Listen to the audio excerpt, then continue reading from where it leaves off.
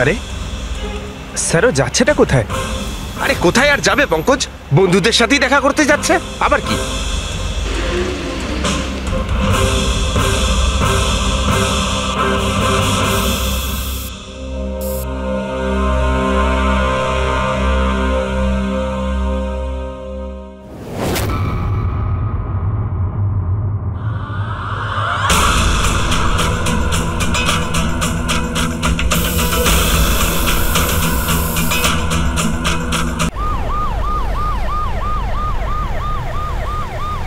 এই মুহূর্তে জানা যাচ্ছে যে গত দুদিন ধরে চলতে থাকা সিবিআই তদন্ত আজ শেষ হয়ে গেছে, আর মিস আয়েশা কিছুক্ষণের মধ্যে পৌঁছে যাবেন তার নিজের এই বাড়িতে। এমনটা মনে করা হচ্ছে যে এই হাই প্রোফাইল কেসে মিস আয়েশা সিবিআই এর জন্য সাক্ষী দিতে রাজি হয়েছেন, তাই ওনাকে ক্ষমা করে দেওয়া হচ্ছে আর ছেড়ে দেওয়া হচ্ছে।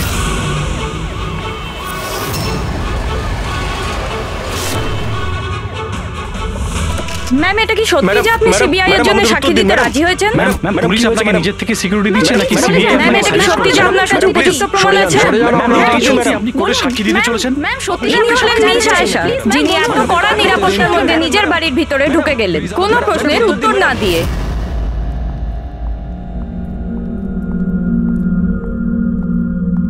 ম্যাডাম, খাবার রেডি আছে, দিয়ে দেবো কি? না, আমার খিদে নেই। তুমি একটা কাজ করো, ওনাদের খেতে দিয়ে দাও। হ্যাঁ ম্যাডাম। আমার খুব ভয় করছে। এ কি কথা বলছেন আপনি? কিসের ভয় পাচ্ছেন? ওরা যদি আমাকে মেরে ফেলার চেষ্টা করে? ম্যাডাম, আপনার কিচ্ছু হবে না। আপনার সুরক্ষার জন্যই আমরা আপনার সাথে আছি। আমি একটা কাজ করছি, প্রথমে ওপরে গিয়ে আপনার রুমটা চেক করছি।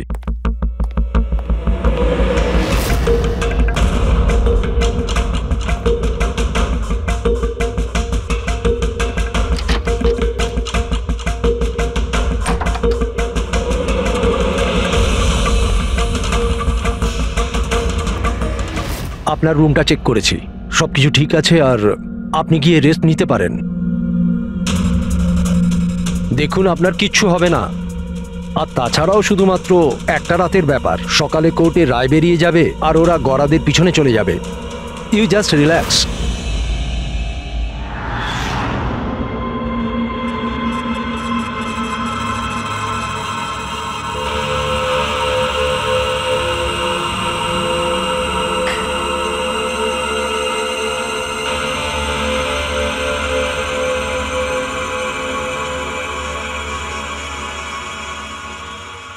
ম্যাডামকে সুরক্ষিত রাখা আমাদের সকলের দায়িত্ব। ওপর থেকে স্ট্রিক্টলি অর্ডার আছে, তাই সারা রাত সাবধানে থেকো। Okay sir. ঠিক আছে, খাওয়া শেষ হলে নিজের নিজের পজিশন নিয়ে নিও।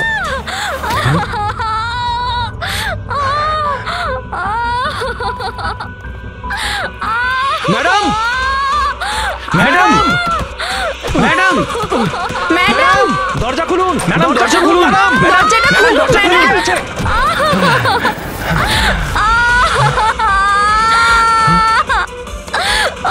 ম্যাডাম, ম্যাডাম,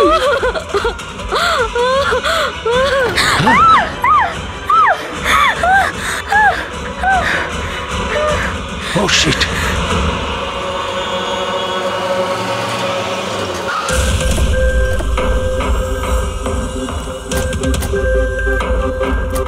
স্যার এক মিনিট, স্যার এক মিনিট। স্যার, জানা যাচ্ছে কোনো দুর্ঘটনা ঘটে গেছে, আপনি বলতে পারবেন এই বাড়িতে ঠিক কি হয়েছে? স্যার, এই কেসটা তো সিবিআই এর কাছে ছিল, তাহলে কি সিআইডি কে হ্যান্ড ওভার করে দেওয়া হলো? দেখুন, এখানে একটা মার্ডার হয়েছে বলেই আমরা এখানে এসেছি। এর থেকে বেশি কিছুই বলতে পারবো না, পরে কথা বলছি। আমাদের কাজ করতে দিন। একটু সরে যান। আসুন স্যার।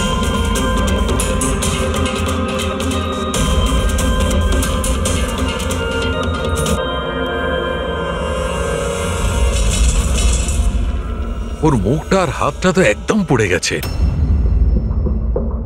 ওরার কোনো চিহ্ন তো এই রুমে আর দেখতেই পাচ্ছি না। দেখে তো মনে হচ্ছে যে অ্যাসিড অ্যাটাক হয়েছে। হ্যাঁ দয়া, অ্যাসিড অ্যাটাকই হয়েছে। কিন্তু স্যার, কোথাও তো পড়তো, জামা কাপড়ে বা নিচে কোনো অ্যাসিডের চিহ্নই তো নেই। সেটা তো ঠিক। স্যার, স্যার ইনি বাথরুম পড়ে আছেন, মানে স্নান করে বেরিয়েছেন, আর স্নান করার পর উনি এই ক্রিমটা লাগিয়েছিল। এক মিনিট, ওই ক্রিমটায় হাত দেবে না, ওই ক্রিমটাকে চেক করতে হবে।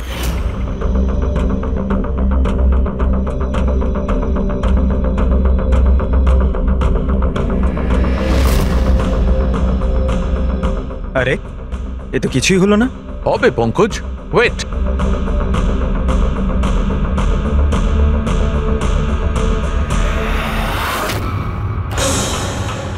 আরে স্যার, এটা তো দেখলে এটাতে এমন অ্যাসিড মেশানো হয়েছিল যেটা সঙ্গে সঙ্গে কাজ করে না, 2-3 মিনিট বাদে কাজ শুরু করে, আর যখন কাজ শুরু করে তখন এরকম ভয়ঙ্কর ভাবে কাজ করে। স্যার তার মানে স্নান করার পর উনি এই ক্রিমটা লাগিয়েছেন আর সেটার এফেক্ট কিছুক্ষণ পরে হয়েছে। একদম ঠিক। কেউ আসলে একে মারবার জন্যে এর নিজের যে ক্রিম ছিল সেটা এই ক্রিমটার সঙ্গে বদলে দিয়েছে। এটা কি বলছেন আপনারা? কি কি ব্যাপার? আপনি মনে হচ্ছে একটু বেশি ঘাবড়ে গেছেন। হ্যাঁ, কি জানেন আপনি এদের ব্যাপারে? না স্যার, আমি কিছুই জানি না। ম্যাডাম তো এই ক্রিমটা রোজই ব্যবহার করতো। আর এটা খনি ভালো মতোই জানতো, আর এটারই সুযোগও নিয়েছে। যেই হোক না কেন আয়েশাকে খুব কাছ থেকে চিনতো। আচ্ছা, ওটা আপনি নয় তো? না স্যার। দেখো আমরা জানি তুমি কিছু জানো। না ম্যাডাম, আমি কিছুই লুকাচ্ছি না। বেশ, এই ক্রিমটা আমি লুকিয়ে লুকিয়ে কখনো কখনো ব্যবহার করতাম, আর আজও এই ক্রিমটা আমি মেখেছি। এক মিনিট, এই ক্রিমটা তুমি কখন লাগিয়েছো? স্যার, ম্যাডামের ঘরে আসার কিছুক্ষণ আগে, এই ধরুন 8টা নাগাদ। 8টার সময়? চেক করো। স্যার পুড়ে যাওয়ার তো কোনো চিহ্নই নেই। হবে না, পোড়ার দাগ এই জন্য হবে না কারণ উনি যখন ক্রিমটা লাগিয়েছিলেন ওতে অ্যাসিড ছিল না, মানে ওই ক্রিমটা অরিজিনাল ছিল। তার মানে খনি ক্রিম 8টা থেকে 9টার মধ্যেই বদলে দিয়েছিল। কিন্তু কিভাবে? এখানে এত সিকিউরিটি ছিল। মনে হয় আগে থেকেই কেউ রুমে ছিল। এটা কি করে হতে পারে স্যার? কারণ ম্যাডাম এখানে আসার আগে আমি এই রুমটাকে ভালো করে চেক করেছিলাম, এখানে কেউ ছিল না। আর তাছাড়া ম্যাডামের চিৎকার শুনেই আমরা দৌড়ে এখানে এলাম, আর দেখি দরজা ভেতর থেকে লক স্যার। হ্যাঁ স্যার, আর ভেতরে আসার জন্য আমাদের দরজা ভাঙতে হয়েছিল। ঠিক আছে, আপনারা এখন আসুন, প্রয়োজন পড়লে আবার ডেকে নিচ্ছি। Okay sir. রুমের ভিতরে কেউই আসেনি, কিন্তু রুমটা চেক করতেই কনস্টেবলই এসেছিল। পুরবি একটা কাজ করো, এদের সবার ব্যাকগ্রাউন্ড চেক করো। ততক্ষণে আমরা জানার চেষ্টা করি যে ব্যাপারটা কি। এত মিডিয়া, সিবিআই এর কেস, এতগুলো সিকিউরিটি, কি কারণে? অ্যাকচুয়ালি আয়েশা খুব বড় খেলোয়াড় ছিল, লাইক এজেন্ট। যে ধরনের এজেন্ট দুটো পার্টির মধ্যে ডিল করিয়ে মাঝখান থেকে ভালো কমিশন নিয়ে সরে যায়। শুধু এটা ধরে নিন যে আয়েশাও এই ধরনেরই এজেন্ট ছিল, কিন্তু টপ লেভেলের। ওর সমস্ত ডিলগুলি লাখ আর কোটি টাকার উপরেই হতো, আর সব কটাই ছিল একেবারে বেআইনি। আমাদের কাছে এসব কিছুরই প্রমাণ ছিল, আমরা ওকে অ্যারেস্টও করেছিলাম। কিন্তু হঠাৎ করে রাজসাক্ষী হয়ে গেল। ও নিজের মুক্তির বিনিময়ে 3 জন বড় ব্যবসাদারের দুর্নীতির বিরুদ্ধে আমাদের হাতে সব প্রমাণগুলো দিত। আজ কোর্টে শুনানি ছিল, কিন্তু কাল রাতেই ওর মার্ডার হয়ে যায়। 3 জন বড় বিজনেসম্যান, এরা কারা? বিকি, রাহুল, কুমার। এই 3 জনের কাছেই পয়সা আর পাওয়ার যথেষ্ট আছে, যা খুশি করতে পারে। আর যে প্রমাণগুলো আয়েশার কাছে ছিল? আয়েশার কাছে কিছু টেপ ছিল, এই 3 জন বিজনেসম্যানের বেআইনি কাজের কিছু ভিডিও ফুটেজ।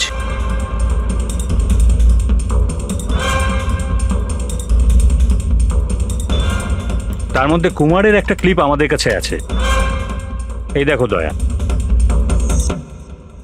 চিয়ার্স। টাকাটা কবে ট্রান্সফার করছেন মিস্টার কুমার? ব্যাস, যেই আমাদের কাছে গানস পৌঁছে যাবে আপনার অ্যাকাউন্টে টাকা পৌঁছে যাবে। সেসবের চিন্তা আপনি করবেন না মিস্টার কুমার, ওনাদের কাছে অস্ত্রের তো কোনো খামতিই নেই, এমনিতেই তো পড়ে পড়ে জংই ধরছে। হ্যাঁ, তাছাড়া পাওয়ারে থাকার তো এটাই সুবিধা, তাই না? যখন যেটা মন চায় করে না। আপনি শুধু এই কনসাইনমেন্টটা সম্পূর্ণ করে দিন, আমাদের তো একসঙ্গে অনেক কাজ করতে হবে, তাই না? একদম। আর এটা তো সবে শুরু। আমি যতদিন আছি আপনাদের দুজনকে কোনো চিন্তা করার দরকার নেই। এটা একটা স্যাম্পল দয়া, এটা থেকে কিছু প্রমাণ করা যাবে না। অবশ্য প্রমাণ হিসেবে আয়েশার কাছে দেওয়ার মতো অনেক কিছুই ছিল, কিন্তু ও আমাদের কিছুই দেয়নি। ও চেয়েছিল যে এই সমস্ত প্রমাণগুলো ও কোর্টের হাতে নিজেই দেবে। নিজের নিরাপত্তার বদলে ও আমাদের সামনে এই শর্ত রেখেছিল, বাকি টেপগুলো ছাড়া এই টেপ আমাদের কোনো কাজেই আসবে না। এই টেপ আপনার কাজের না হতে পারে, কিন্তু আমাদের কাজে লাগতে পারে। এই তিনজনকে ব্যুরোতে ডাকার জন্য যথেষ্ট।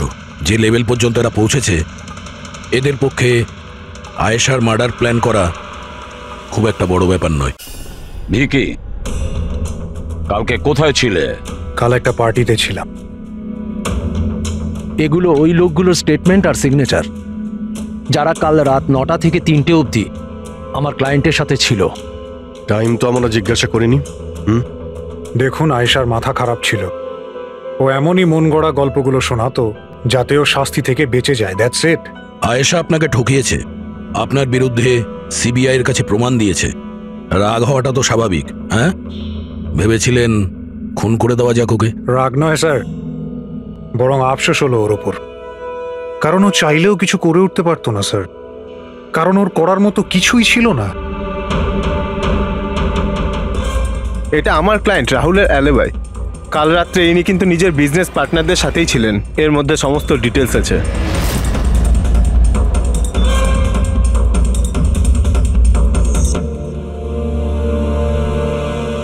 আমার মনে হয় না যে আপনাদের কিছু জানার আছে বলে।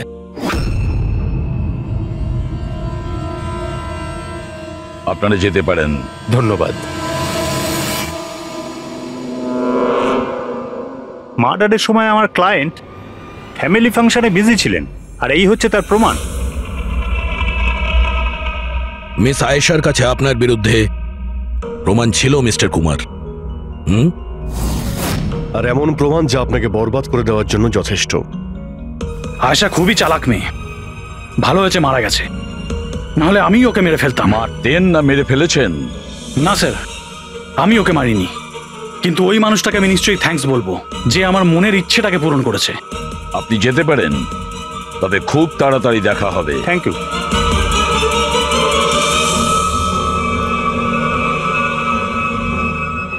আপাতত আমরা কাউকেই অ্যারেস্ট করতে পারবো না।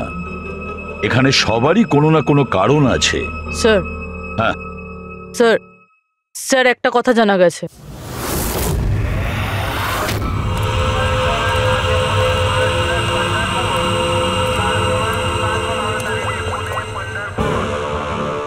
হ্যালো, হ্যাঁ, সব কিছু তৈরি।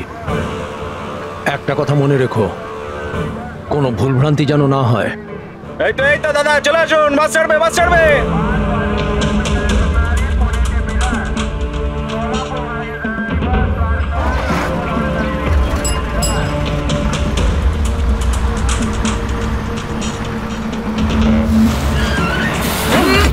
চাপ বাবা।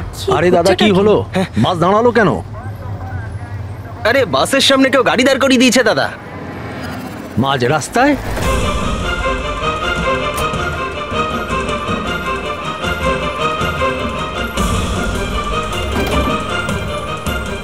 স্যার, আপনারা এখানে? শহর ছাড়ার খুব তাড়া দেখছি তোর। হ্যাঁ, অনেক প্রশ্নের উত্তর দিতে হবে তোকে। চল চল। স্যার, আমি কি করেছি স্যার? স্যার, আমার কথাটা তো শুনুন স্যার। স্যার, আমাকে কেন ধরছেন স্যার? স্যার স্যার কি করছেন স্যার? আমাকে কেন ধরছেন? আমি তো ছুটি নিয়ে দেশে যাচ্ছি স্যার। তোর রেকর্ড আমরা চেক করেছি। তুই তো আমাদের বলিসনি, হ্যাঁ, যে আয়েশার আগে তুই মিস্টার কুমারের জেট সিকিউরিটিতে ছিলি। হ্যাঁ স্যার, ওটাই তো আমার কাজ। আর আপনি তো জানেন যে সরকার আমাদের যেখানে পাঠায় সেখানে যেতে হয়। তোমার মোবাইলে কুমারের কল একবার নয় 3 বার, আয়েশার মার্ডারের ঠিক আগে। এটাও একটা কাজ। আপনারা ঠিক বলেছেন স্যার। কুমার আমাকে কল করেছিল, ও আয়েশা ম্যাডামের সঙ্গে কথা বলতে চাইছিল, কিন্তু আমি বারণ করেছিলাম স্যার। ও আমাকে টাকার লোভও দেখিয়েছিল, কিন্তু আমি তবুও কথা বলাইনি। প্রথমে 2 বার বারণ করেছিলি তুই, আর তারপর রাজি হয়ে গেলি তুই। হ্যাঁ ম্যাডাম, এই কুমার স্যার আবার ফোন করছেন। হ্যাঁ, আমাকে কোনো বিপদের ব্যাপারে বলতে চাইছে। ফোনটা দাও। এই নিন। হ্যাঁ বলো। আমি জানতে পারলাম তুমি আমার জন্য চিন্তা করছো, কোনো বিপদ থেকে আমাকে উদ্ধার করতে চাইছো। How strange. আমি বলে দিচ্ছি, আমি তোমাকে খুব ভালো মতো চিনি। আর এই সমস্ত কার্যকলাপ না তুমি অন্য কারোর সাথে করো। আর এমনিতেও যদি আমি জেলে যাই, এই টাকাগুলো নিয়ে আমি কি করব? আচার দেবো? এই টাকাটা না তুমি তোমার কাছেই রাখো, এটা তোমারই সাহায্যে লাগবে। কোনো দরকার নেই এই ফোনটা আমাকে দেওয়ার। আমার সাথে গেম খেলার চেষ্টা করে যাচ্ছে। আর তুমি ওকে সাহায্য করছো? আমি কোথায় ম্যাডাম? আপনাকে সাহায্য করছিলাম তো। ঠিক আছে থাক, শুধু এইটুকুনি জেনে রেখো, তুমি যদি ওকে সাহায্য করো না, রক্ষা পাবে না। আমি সিবিআই কে বলে দেবো, যদি আমার কিছু হয় তাহলে সবার প্রথমে তোমাকেই অ্যারেস্ট করবে। তুই গেছিলি না আয়েশার ঘরে ঠিক ওর রুমে ঢোকার আগে? ওর বিউটি ক্রিমটাকে অ্যাসিড ক্রিমে বদলাতে খুব বেশি সময় লাগেনি নিশ্চয়ই, তাই না? এ আপনি কি বলছেন স্যার?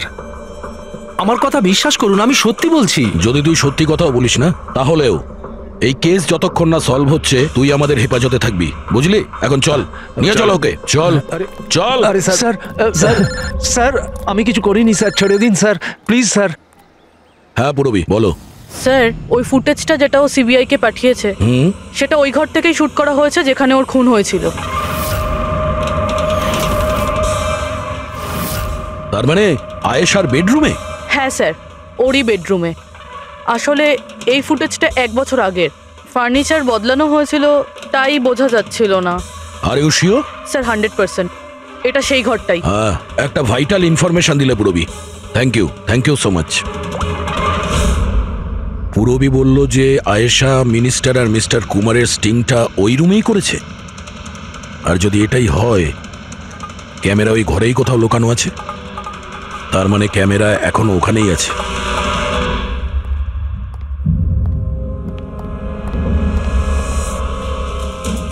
রুম তো এটাই। আর এই হলো জানালা।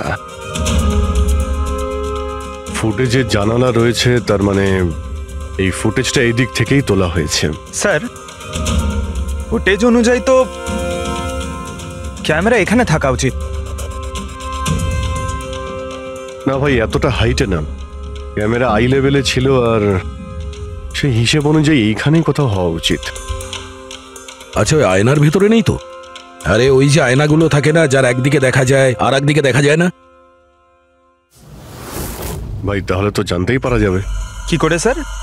তুমি ওই ফিঙ্গার নেল টেস্টের কথা শোনোনি? যে কোনো অচেনা জায়গাতে বা ট্রায়াল রুমে ড্রেস চেঞ্জ করার আগে এই টেস্ট করে নেওয়া উচিত, ফিঙ্গার নেল টেস্ট। তোমার যে নখ রয়েছে সেটা তুমি কাঁচের মধ্যে লাগাও, আর তোমার রিফ্লেকশনে যে নখ আছে আর তোমার যে নখ রয়েছে তার মধ্যে যদি গ্যাপ থাকে তাহলে সেটা আসল, আর যদি গ্যাপ না থাকে তাহলে সেটা নকল ওয়ান ওয়ে। যেমন এই মিররটা, এটা ওয়ান ওয়ে মিরর। যদি মিররটা ওয়ান ওয়ে হয় তাহলে তো এর পেছনে জায়গা থাকার কথা।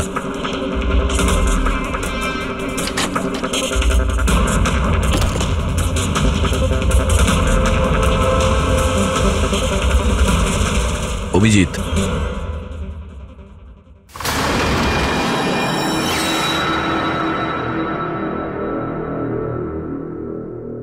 এখানে তো পুরো ফিল্মের সেটআপ লাগানো রয়েছে।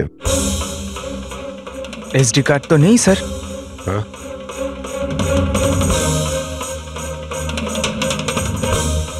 লকার খালি। স্যার, মনে হয় টেপটা এখানেই রাখতো। এই জায়গা থেকেও বড় বড় লোকের কেলেঙ্কারি রেকর্ড করেছে, আর এই জায়গায় ব্যবহার করে খুনি ওকে খুন করে দিয়েছে। হতে পারে এই ওয়ান ওয়ে মিরর দিয়ে ওকে ছটপট করে মরতে দেখেছে ও। স্যার, তার মানে আমরা যখন ওখানে লাশের সঙ্গে ছিলাম তখনও এখানে ছিল, আর আমাদের যাওয়ার পরে সুযোগ বুঝেও এখান থেকে পালিয়ে গেছে। তার মানে আয়েশা আর পুলিশের অনুপস্থিতিতে লোকটা বাড়িতে ঢুকেছিল, হয়তো বাড়ির পিছন থেকে।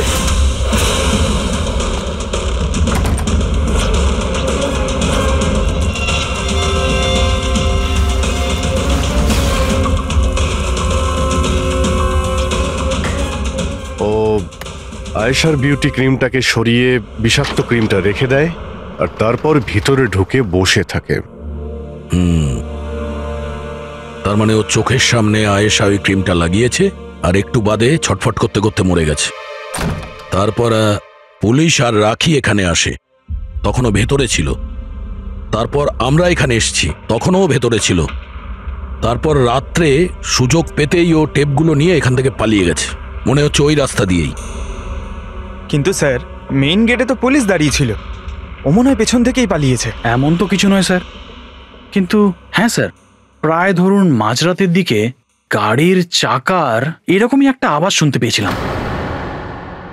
শব্দটা কোথা থেকে হয়েছিল মনে আছে তোমার? এই তো স্যার, এই পেছনের দিক থেকে, কিন্তু একবারই পেয়েছিলাম স্যার, আর দ্বিতীয়বার শুনিনি স্যার। ঠিক আছে, থ্যাংক ইউ।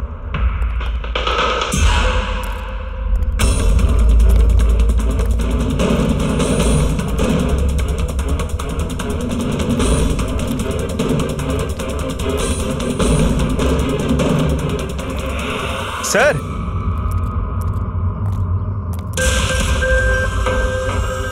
স্যার,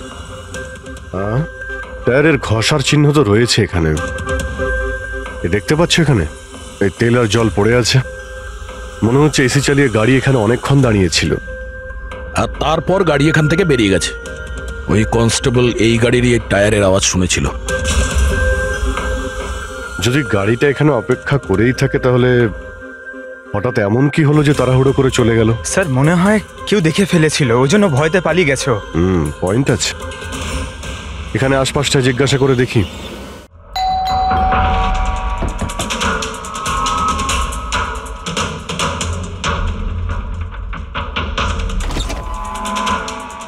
নমস্কার। নমস্কার। নমস্কার, আমরা সিআইডি অফিসার্স। সিআইডি? ম্যাম, কালকে রাত্রে আপনি এখানে কিছু কিছু অদ্ভুত দেখেছিলেন বা শুনেছিলেন, এমন কিছু যা আগে কখনো ঘটেনি? হ্যাঁ, দেখে তো ছিলাম। অনেক রাত পর্যন্ত আমি ঘুমোতে পারিনি। আর রাতে আমি দেখলাম বাড়ির সামনে একটা বড় গাড়ি পার্ক করা আছে, কিন্তু ওটা আমাদের সোসাইটির কারণ নয়।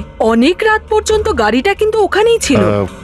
কোন গাড়ি ছিল আপনার মনে আছে কিছু? দেখুন, গাড়ির ব্যাপারে তো আমি বিশেষ কিছু তো জানি না, কিন্তু ওটা HX9 ছিল, কারণ আমার ছেলের কাছেও ওই একই গাড়ি আছে। I C.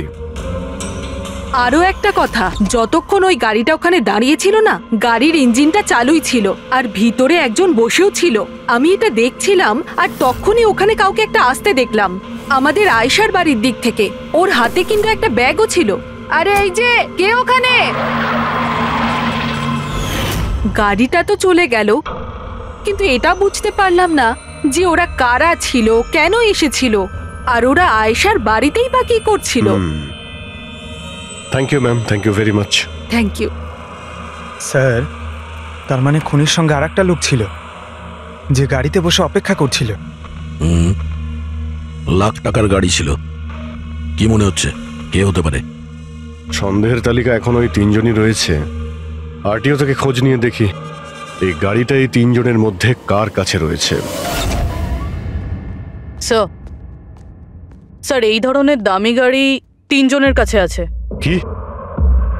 হ্যাঁ স্যার, খুবই শৌখিন লোক, এক একজনের কাছে অনেক গাড়ি আছে। তাহলে এই তিনজনের মধ্যে ওই গাড়িটা কার আছে কি করে জানতে পারবো? তাও সিচুয়েশন অনুযায়ী খুনি এই তিনজনের মধ্যে কেউ মনে হচ্ছে। না স্যার, আমরা তিনজন এই খুনের ব্যাপারে কিচ্ছু জানি না। আপনারা এখানে কেন? স্যার, আয়েশা জীবনকালে তো আমাদের বাঁচা দুষ্কর করেই দিয়েছিল, এখন মরার পরেও আমাদের বাঁচা দুষ্কর করে দিচ্ছে। তার মানে? স্যার, আয়েশার খুনি ও আমাদের প্রত্যেককে ফোন করে 25 কোটি টাকা করে চেয়েছে, তাও আবার 24 ঘন্টার মধ্যে। আর হুমকি দিয়েছে আমরা যদি না দিই তাহলে ও আমাদের টেপ লিক করে দেবে। এর মানে হচ্ছে আমাদের মার্ডারের সঙ্গে কোনো সম্পর্ক নেই। ওই গলাটাকে চিনতে পেরেছেন? না স্যার, আমি চিনতে পারিনি। আপনারা শুনে নিন, আমি কলটা রেকর্ড করেছি। আয়েশাকে আমি খুন করেছি, আর ওই টেপসগুলো আমার কাছেই আছে। ওই টেপসগুলোর মধ্যে যা প্রমাণ আছে তোমাদেরকে সারা জীবন জেলে রাখার জন্য যথেষ্ট। 24 ঘন্টার মধ্যে কেম্যান ল্যান্ড ব্যাংকের অ্যাকাউন্ট নাম্বার 23122-তে 25 কোটি টাকা জমা করে দিন, না হলে এই প্রমাণটা পুরো দুনিয়া দেখবে। তোমাদের কাছে 24 ঘন্টা আছে, ভেবে নাও কি করবে। ওকে ট্রেস করো, দেখো কোথা থেকে ফোন এসেছে, কে ফোন করেছিল, দেখো কোনো ডিটেলস পাওয়া যায় কিনা।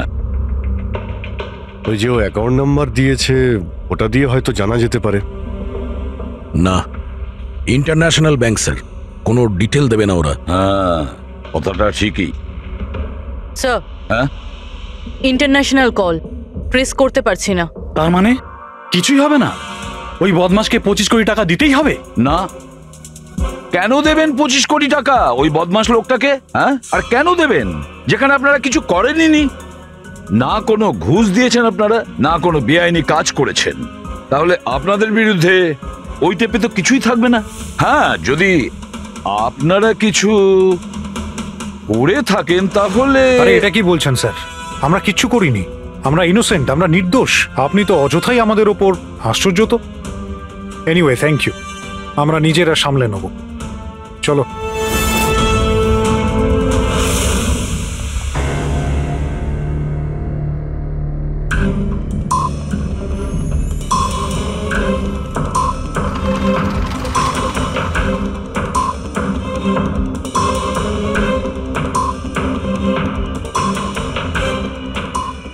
সারিকা, এই রুমটাকে খুব ভালো করে চেক করতে হবে। খুনি এখানে ঘন্টার পর ঘন্টা ছিল, তার মানে এখানে কোনো না কোনো জিনিস নিশ্চয়ই পাবো আমরা, যেটা দিয়ে ওর ডিএনএ টেস্ট করা সম্ভব।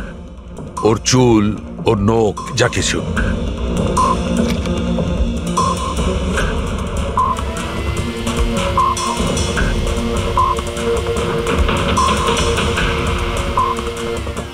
এক মিনিট সারিকা, হ্যাঁ একটা ফোর্সেপ দাও।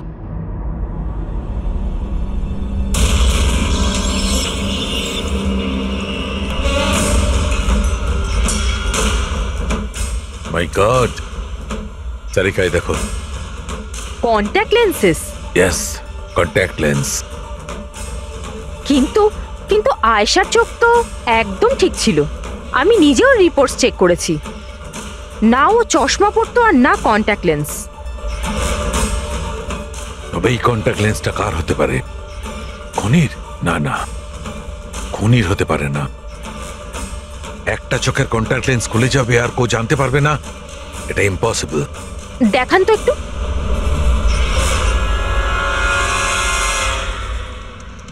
বেশ হাই পাওয়ারের লেন্স। High power lens? কিছু তো আছে এই রুমে। একে তো এই ঘরটা চারিদিক থেকে বন্ধ, কোনো জানলা নেই, কোনো ভেন্টিলেটর নেই। ও ওহো, কি হয়েছে? সারিকা, তুমি জানো তো ওই কালার স্টেন কেমিক্যাল বানানো হয় যা দিয়ে ঘাম টেস্ট করা যায়? হ্যাঁ জানি। গুড, এক কাজ করো, তুমি এই কালার স্টেন কেমিক্যাল বানাও। খুনি এখানে এই ঘরের মধ্যে ঘন্টার পর ঘন্টা ছিল, আর আমাদের অল্প সময়ের মধ্যে এত ঘাম হয়ে গেল। খুনির তো খুব ঘাম হয়েছিল। ইয়েস, এই ঘামটাকে চেক করব, তার থেকে জানা যাবে যে খুনি কোথায় ছিল, দাঁড়িয়ে ছিল না বসে ছিল না কিভাবে ছিল, সবকিছু। ওই র্যানসাম কলের কোনো মানেই হয় না, ওই কল বোগাস হতে পারে। হ্যাঁ স্যার, কারণটা আমাদের কেস থেকে সরানোর জন্য আর টাকা কামানোর জন্য। এই তিনজনের মধ্যে কেউ আয়েশাকে খুন করে আর ওই টেপটাকে চুরি করে, আর সে বাকি দুজনকে কল করে ব্ল্যাকমেল করছে। কিন্তু স্যার, সে কে? স্যার, আমার তো মনে হয় কুমার হতে পারে। ও ভীষণ রকচটা, যে কারো খুন করতে পারে। আর ওই বাকি দুজন, ওরাও কম যায় না স্যার। এই তিনজনের যেমন পয়সাও আছে তেমন ক্ষমতাও আছে এদের। খুনি এই তিনজনের মধ্যেই কেউ হবে স্যার। আর খুনির একজন সঙ্গীও আছে, যে ওই বাইরে গাড়িতে বসে খুনির জন্য অপেক্ষা করছিল। হ্যাঁ, হবে তো এই তিনজনের মধ্যেই কেউ, আর এমন একজন যে আয়েশাকে খুব কাছ থেকে চিনতো। এক্স্যাক্টলি, সেজন্য ও জানতো যে আয়নার পেছনেও আরো একটা রুম আছে, আর আয়েশা কোন ক্রিম ব্যবহার করতো সেটাও ও জানতো। স্যার, এর মানে ওই গোপন জায়গার ব্যাপারে খুনি ছাড়া আর কেউ কিছু জানতো না। এক্স্যাক্টলি। তাহলে স্যার? তাহলে আবার কি করবে দয়া? ধরে ফেলো ওদের। ওদের প্ল্যানিং এই, ওদেরকে ফাঁসাতে হবে।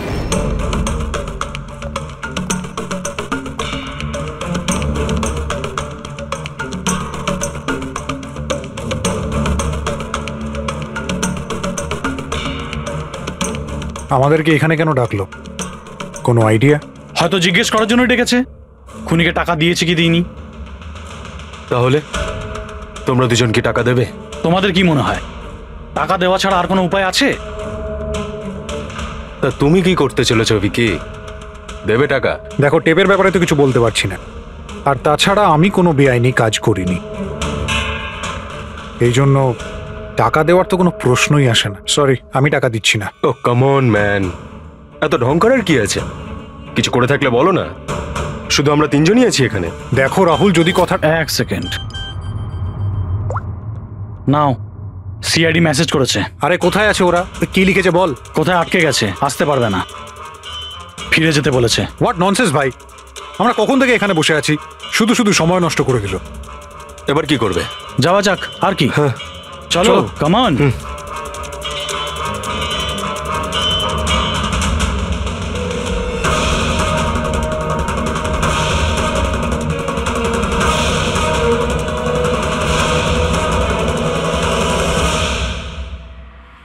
এই সে।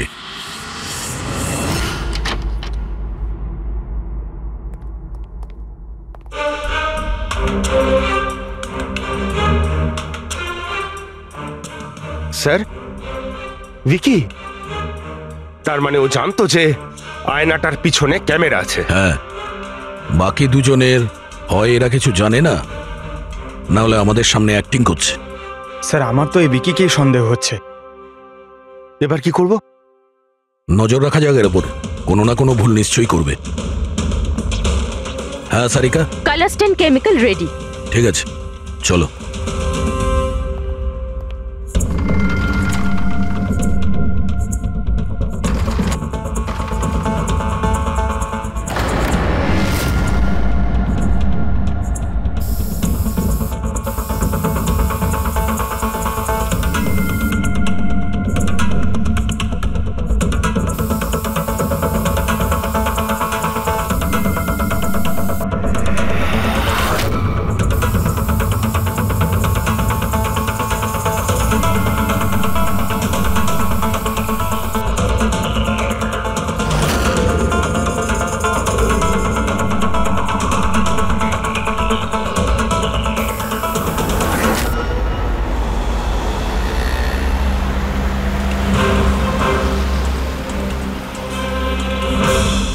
আরে স্যারও যাচ্ছেটা কোথায়?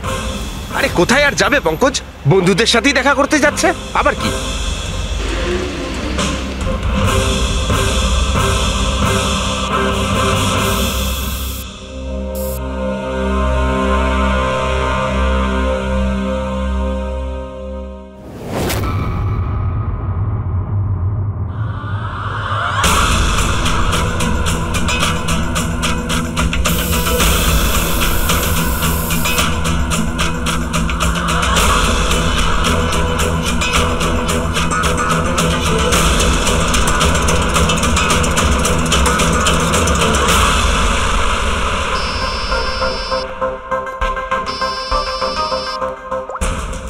হ্যাঁ সারিকা, বলো। গুড, কিছু পেলে? মেঝেতে? মেঝেতে শুয়েছিল? মেঝেতে কেন? ওকে ওকে, ঠিক আছে সারিকা, আমি তোমাকে পরে ফোন করছি। বাই। ওই দুদিন আগে আমি 1124 লাস্টটা এনেছিলাম। হ্যাঁ স্যার। কোথায় ওটা? ওর মুখটা দেখতে হবে। এই যে স্যার।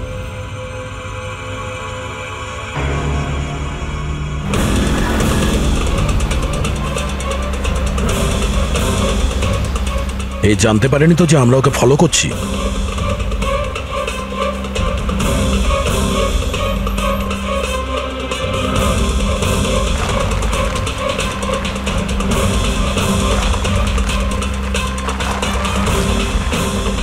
স্যার, এতে সত্যি সত্যি বাড়িতে ঢুকে গেল। ভেবেছিলাম ও কোনো বন্ধুর সাথে দেখা করবে। হ্যাঁ অভিজিৎ। কি? ডক্টর সালুকে বলে দিয়েছেন যে খুনি কে? কে?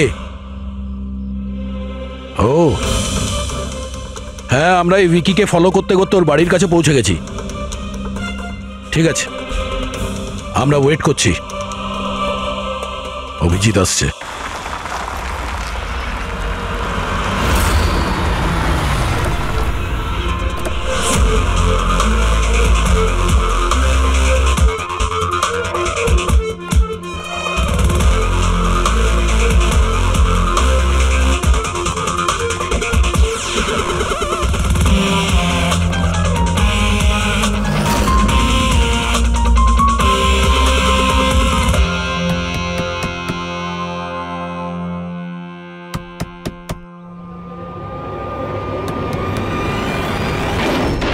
এক মিনিট, এটা কি করছেন আপনারা? আরে এটা কোনো ভদ্রতা হলো কারো বাড়ির ভিতরে ঢোকা? একদম বাজে কথা বলবে না। আমরা সত্যিটা জেনে গেছি। কোথায় লুকিয়ে রেখেছো ওকে? দেখুন, আপনি আমার কথা শুনুন, আপনার কোথাও ভুল হচ্ছে। আমি কিচ্ছু করিনি। আমি না আয়েশাকে খুন করেছি আর না এখানে কাউকে লুকিয়ে রেখেছি। আমরা কখন বললাম যে তুমি আয়েশার খুন করেছো? হ্যাঁ, একেই বলে চোরের নজর বোচকার দিকে। দেখুন, আমার কথাটা বোঝার চেষ্টা করুন। আপনারা আমার কথাটা শুনুন। আপনারা আমার কথা কেন শুনছেন না? হ্যালো, আপনারা এইভাবে ভিতরে ঢুকতে পারেন না।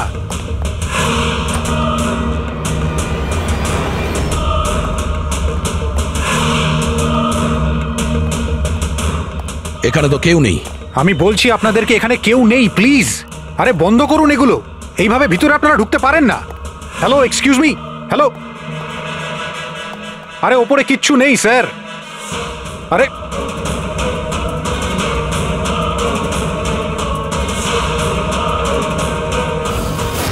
প্লিজ দেখুন, এখানে কিচ্ছু নেই, কেউ নেই এখানে। আরে আপনারা তো আমার কোনো কথাই শুনছেন না। আজব তো, কখন থেকে বলছি এখানে কেউ নেই। আরে কেউ নেই এখানে। হ্যালো স্যার,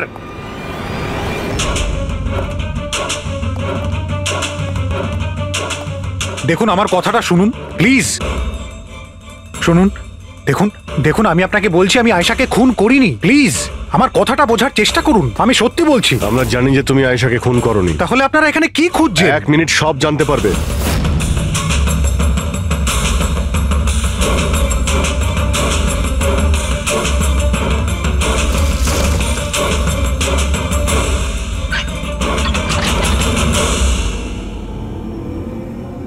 স্যার আসুন। আয়েশা দেবী, আপনার খেলা শেষ, চলে আসুন। সালুমকে স্যার আগেই বলে দিয়েছিল তুমি বেঁচে আছো। আসলে আমি ওর চোখটা চেক করব।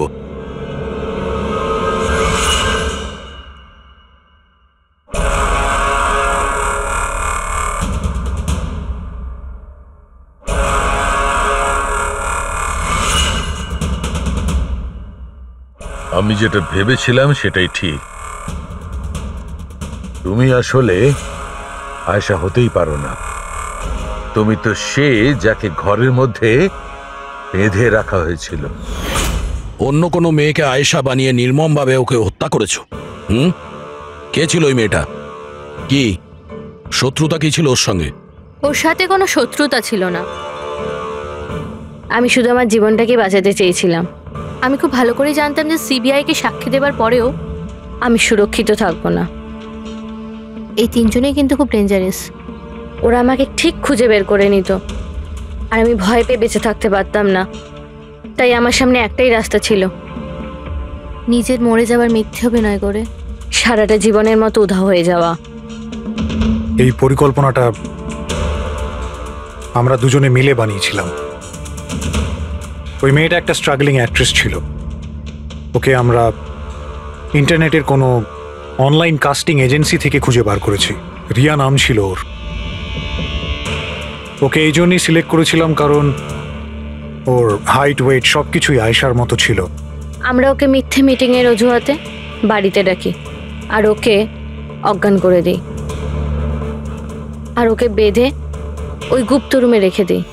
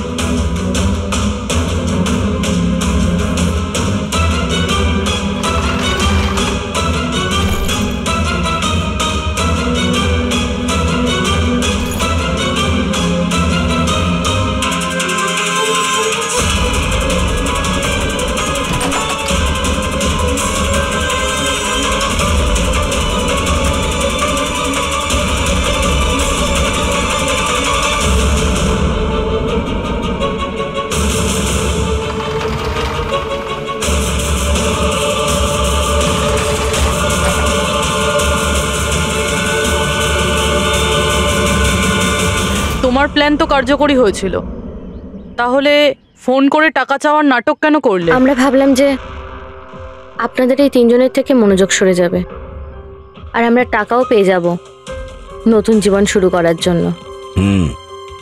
প্রয়োজনের থেকে বেশি চালাকি আর লোভ তোমাদের নিজেদের জালেই ফাঁসিয়ে দিয়েছে।